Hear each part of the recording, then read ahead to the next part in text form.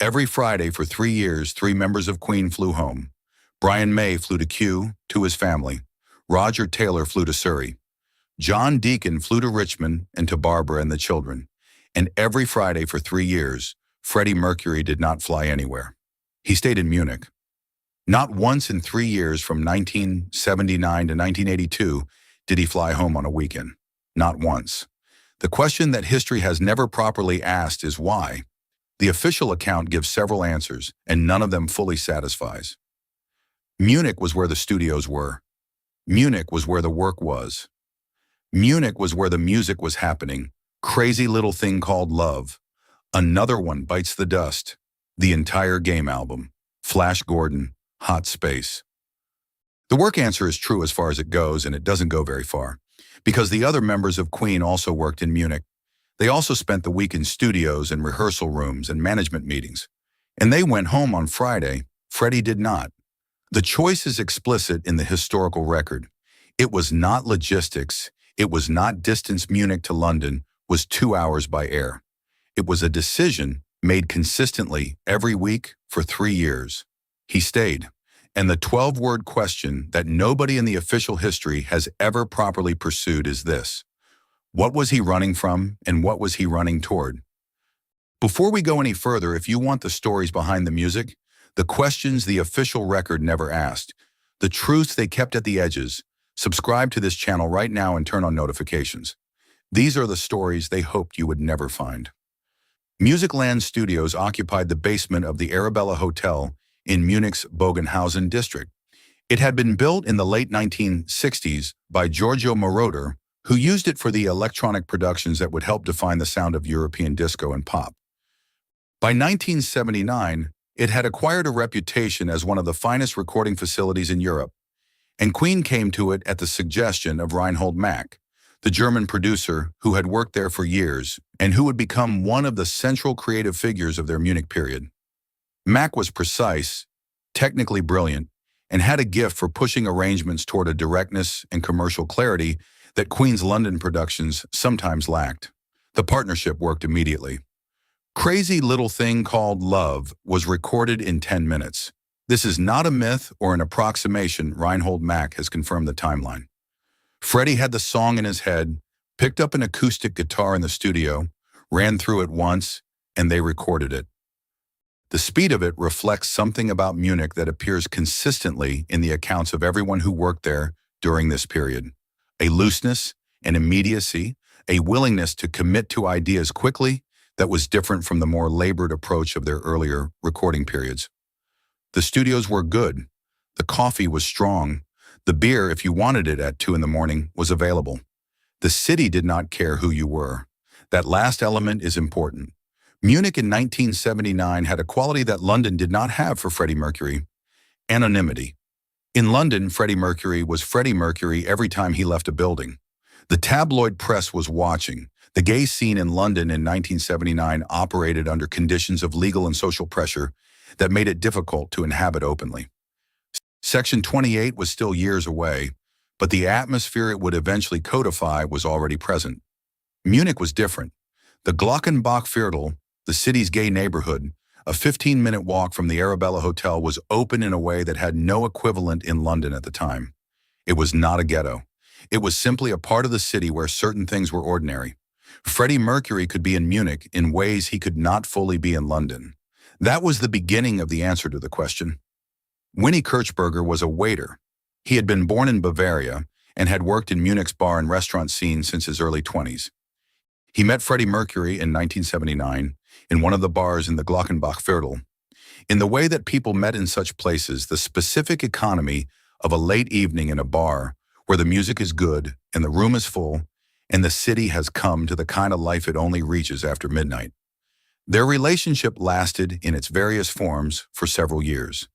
Winnie has been described by people who knew them during this period as warm, uncomplicated, and grounding qualities that were, in the specific context of Freddie Mercury's Munich life, something close to essential.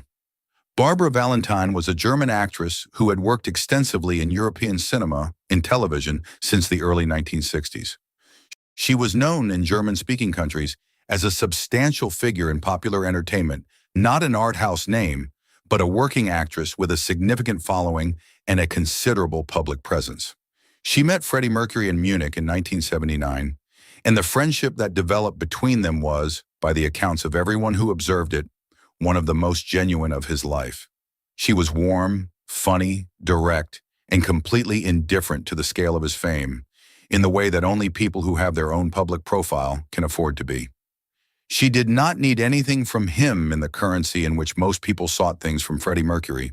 Barbara and Freddie occupied adjacent apartments on Rosenheimer Strasse for a period during the Munich years.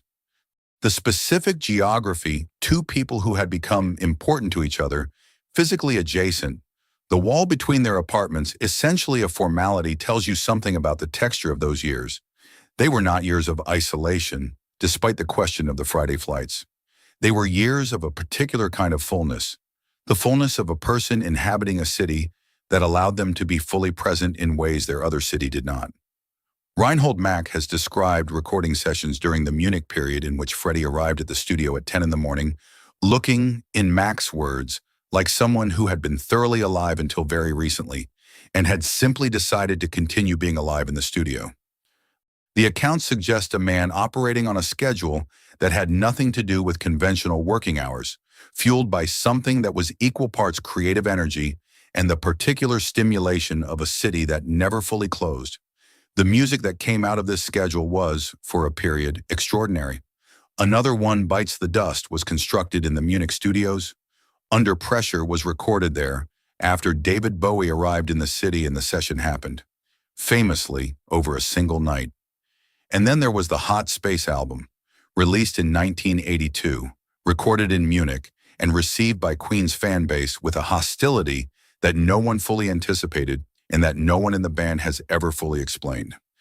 The album pushed into funk and electronic territory that alienated the rock audience who had followed Queen since the arena years. The reviews were bad. The audience reaction at the Hot Space concerts was, in some venues, openly hostile. The Munich experiment, the creative freedom, the overnight sessions, the willingness to try anything, had produced a commercial and critical failure. And something about that failure changed the calculus. The question of what Freddie Mercury was running from is answered, partially, by London. London in 1979 was where the tabloid press operated. It was where the legal framework for gay men's lives was restrictive and actively enforced. It was where Queen's management structure, their business obligations, their record label relationships, their industry obligations all sat.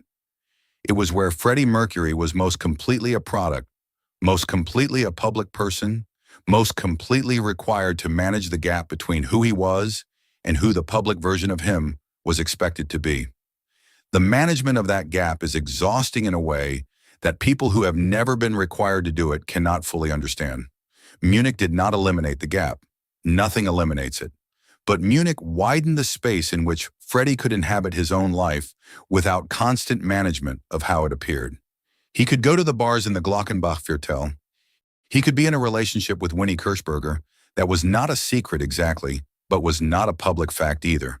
Not in the way it would have been in London, where the tabloids were watching. He could make music at 2 in the morning and drink until 4 and be at the studio at 10 and not explain any of it to anyone. He could be friends with Barbara Valentin in a completely unguarded way. He could be, for those 3 years, something closer to unsupervised than he could be anywhere else. What he was running toward is the harder question, because what he was running toward in Munich eventually became its own kind of constraint. The excess that made the early Munich years feel like freedom, the late nights, the bars, the parties, the open-ended schedule accumulated over time into a different kind of pressure. By 1981 and 1982, the Munich scene had developed a quality that several of the people who lived through it have described, retrospectively, as a kind of momentum that was difficult to manage. Not quite excess for its own sake, but excess that had outlasted its original purpose and was now operating by its own logic. The music was suffering. Hot Space was the evidence. Roger Taylor has said, obliquely and without specifics, that by the end of the Munich period, there were conversations within the band about the direction things were taking. These conversations are not fully documented. They happened in the specific space of 4 people who had been together since their early 20s and who had developed a way of communicating about difficult things that left almost nothing in the public record. What is documented is the outcome. By 1982, Freddie Mercury came back to London. He never fully explained why he left Munich. He gave interviews in later years that referred to the Munich period with varying degrees of nostalgia and assessment, none of which constituted a complete account of what those years had been about or why they had ended. The hot space failure is the easiest explanation and probably a partial one. The excess had become, as excesses tend to, a diminishing return. The freedom Munich had offered in 1979 had, by 1982, become a different kind of cage, the cage of a life that had organized itself around a particular set of behaviors and could no longer generate the energy that had originally justified them. He came back to London. He came back to Garden Lodge, the house in Kensington that he had bought in 1980 and that had been occupied and furnished in his absence. He came back to Mary Austin, who had remained a constant through the Munich years. He came back to the management structures and the industry obligations and the tabloid attention and the gap between public and private that Munich had allowed him to partially escape. He came back to all of it. He never said why. He continued to make music. Winnie Kirchberger remained in Munich. Barbara Valentine remained in Munich. The Arabella Hotel still stands. The basement of it, where Musicland Studios occupied the space that had produced Crazy Little Thing Called Love and Another One Bites the Dust and Under Pressure, is no longer a recording facility. The Glockenbachviertel still exists. The bars where Freddie Mercury spent his Friday nights still operate, or their successors do, on the same streets. The city has continued without him, as cities do, but it carries the imprint of those 3 years in ways that the people who were there can still trace when they walk through it. The reversal is the most important part of the story, and it is the part that the official account most consistently understates. He came to Munich running from something. He found something there that was real: the music, the freedom, the relationships, the particular quality of a city that allowed a different life. And then the thing he found became something he had to come back from. The freedom became its own kind of trap. He left the trap. He returned to the original constraints. And in the 8 years between his return to London in 1982 and his death in 1991, he made some of the best music of his career in a life that was in some ways more constrained than the Munich years and in some ways more deliberately inhabited. He never fully explained the exchange. The music is the explanation. Reinhold Mack continued to work as a producer in Munich for decades after the Queen sessions ended. He has given numerous interviews about the Munich period and has been consistent in his account of what those years were: creative, intense, productive, and in the specific way of creative environments that operate at the edge of sustainability, eventually finite. He observed Freddie Mercury in the recording studio with a proximity that few people had, and what he has described is a figure who was most completely himself when the tape was running, regardless of what had happened in the hours before the session started. Barbara Valentine died in 2002. She had spoken about Freddie Mercury in several interviews before her death, with the particular freedom of someone who had known him without needing anything from the knowledge. She described him as the most generous person she had ever met.